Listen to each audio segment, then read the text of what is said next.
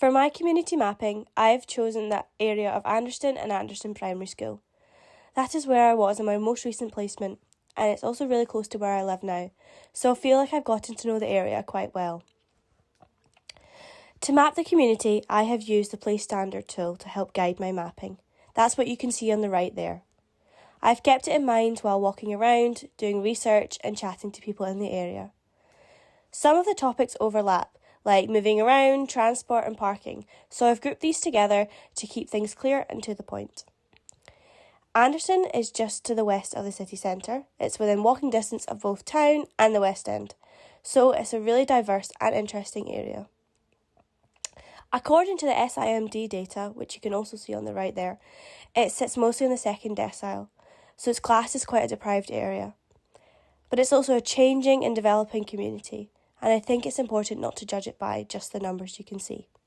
So, throughout this presentation, I'll show you how I've mapped the area of Anderston, looking beyond what the data says, and thinking about what the community of Anderston is really like.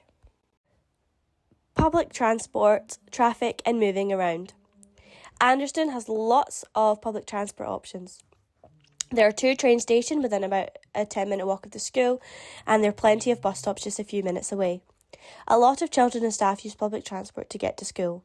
One of the main reasons for that is the traffic. Because Anderston is so close to the city centre and main roads, it gets really busy at peak times. It's often actually quicker to get the train or the bus. On the map, I have used red and amber colours to show you where the traffic can get quite bad, and as you can see, it's really close to the school.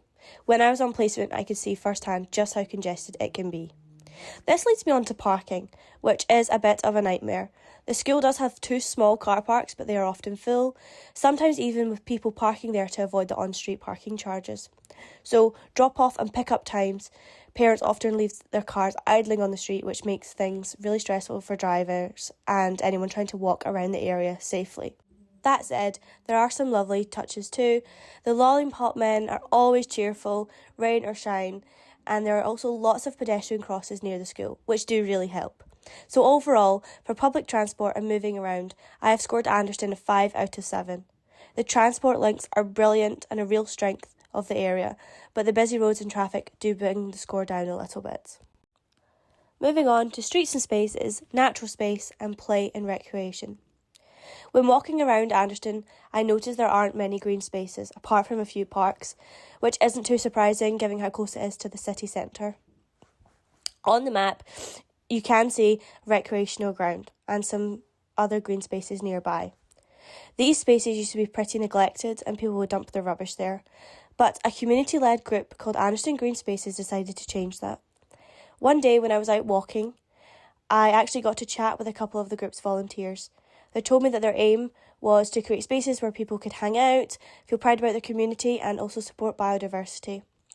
What's really lovely is Anderston has joined in with this. They have created a small wildlife area in their school which has given the children to rediscover the nature in their city and has even provided a home for a local fox and hedgehog family. The volunteers said the spaces were really well used over the summer with loads of children playing there, but they are still struggling with litter and vandalism. That is something the children at Anderston Primary School also noticed. They actually raised this with their local MSP, who visited the school and promised to support groups like Anderston Green Spaces and also the G3 litter pick team, and to look at ways to keep the parks more secure. Although no changes have happened yet, the children said that they were very happy to have their voices heard, which really shows the sense of influence and control in their community. A lot of people I spoke to said the same thing, that if something's wrong, they know who to speak to and they do feel listened to. So, for streets and spaces, natural space and play and recreation, I gave Anderston an average score of about 4.6. I'd originally scored it lower, around 3, but after learning about the work being done by Anderston Green Spaces and G3 Litter Pick, I realised how much effort the community is putting into making these areas better. I'm going to now talk a little bit about the work and economy, as well as facilities and services in Anderston. So Anderston is a really busy area with lots of different shops. When I was walking around, I noticed quite a few flyers in the shop windows advertising part-time jobs, mostly for young people, which is great to see that Anderston provides opportunities for young people to work out alongside maybe school or uni. A key part of the community is Sky Park. It's a big office complex nearby. Sky Park's business community has actually teamed up with Anderston Primary. It's donated furniture, IT equipment and paint. The head teacher, Alan Lynn, said he was very grateful for these donations as it made a huge difference to the school's resources without stretching their tight budget. It really starts to show here the strong community links that Anderston Primary School has. When it comes to the facilities and services, people in Anderston do have access to Lidl, which is an affordable supermarket with fresh food. But beyond that, most nearby food options are fast food places which aren't really that healthy. Within a 5-minute walk of the school, there are 3 dessert and takeaway chains, and the local McDonald's also often has police attending, which can make it feel a bit unwelcoming. That said, these spots still play an important social role in Anderston. Since there aren't many green spaces, children often meet with friends or celebrate birthdays in places like Big Lick's ice cream shop. So while there's an abundance of fast food, these spaces also help young people to connect and socialise outside of school. Continuing on from facilities and services, I thought it was important to give this service a slide of its own. Just a couple minutes walk from the school is the Pyramid at Anderston, a really important community centre that offers lots of support and activities for the local people. If you live in the G3 area, or if you have children go to an Anderston school, you can access their services for just £1 per person per year. They run things like family badminton, exhibitions, classes, climate action groups, and community meals that cater for all diets. They also host lunchtime clubs for children during term time and even offer ESOL classes for people learning English. One of their key services is the Pyramid Shop. With a £5 annual membership, anyone with a G3 postcode can fill a basket with as much food as they like and pay just £5. When I visited and spoke to one of the staff members, she explained that the shop helps people who might not qualify for a food bank but still need affordable food, and it lets them shop with dignity. They also get donations from the local co-op and Lidl bakeries, and Anderston Primary School gets the benefits from this too, offering leftover fruits and baked goods to parents for free at pick-up times. The women I spoke to at the Pyramid said it's an absolute vital service to the community and many people would really struggle without it. So overall, for facilities and services, I scored Anderston a 6. While there might not be a huge range of services, what is there makes a real difference and truly supports the community. Community housing, identity and social interaction. Walking around Anderston, it's clear that the community is very diverse, with people from many ethnicities living there. I spoke with a support assistant from Anderston Primary, who has children that go there, about her experience in the community. She highlighted a few key points about living there. She said that there are many community initiatives such as the litter pick or the pyramid, and it's really the parents and the local people who keep the community together rather than the local council.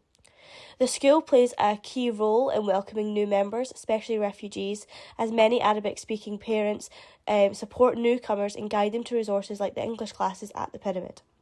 And finally, she highlighted that despite the support, the high turnover of residents, especially those in temporary housing, can make it hard for children to form lasting friendships in the community.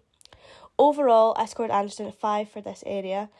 While Anderston does face a lot of challenges in the area, the people do foster a sense of belonging and community spirit into Anderston, and I think that's really valuable for the community. Feeling safe and care and maintenance. When walking around Anderston, it doesn't feel quite as safe as other places in the west of Glasgow. The area is always busy, there's heavy traffic, and there's people out and about at all hours at night. With the pubs nearby and the hydro just round the corner, there can be quite a few drunk adults around, which doesn't always feel all that comfortable. I asked a few children from my previous P5 class how safe they feel playing outside without an adult, and many said that they don't. They usually stay in a park close to their houses or at home rather than playing on the streets like I did growing up, and honestly that does make sense given the area. Anderston itself is fairly well kept, but there is quite a bit of graffiti and litter near the fast food places, and there's an ongoing construction that never seems to end, which adds to the feeling of it being a little bit unsettled. The council and local groups like the G3 litter pick are trying to make a difference, but it's not always noticeable yet. So overall, I scored Anderston a 4 for safety and maintenance. It's not terrible, but it doesn't always feel as safe or as cared for as other nearby areas. So finally, what is Anderston doing well? What are they not doing so well? And what could they do to improve? Overall, Anderston has a very strong community spirit, with local people and the council working well together. There's great transport links and an active involvement in improving the area. Partnerships with the school are great, like the Sky Park donation, pyramid activities, the green space projects. These all show strong community connections. There's also excellent support for inclusion of new people in the community, such as English classes and help for newcomers. Some challenges of the area include traffic congestion, which limits outdoor recreation. There's safety concerns at night, and the high turnover of residents means it can make long-term connections difficult. Future opportunities could include expanding the school's biodiversity project, participating in litter picks and green space maintenance, or even getting more involved in the pyramid. They could also engage more with the local council and promote active travel like walking, cycling, or public transport. Overall, Anderston has so much more to it than you might assume by just looking at the SIMD data. It's diverse, it's a hard-working community with a real sense of connection. By speaking to people and getting to know the area, you can see that Anderston isn't just what it says on the statistics. It's a community full of energy, resilience, and a lot of potential.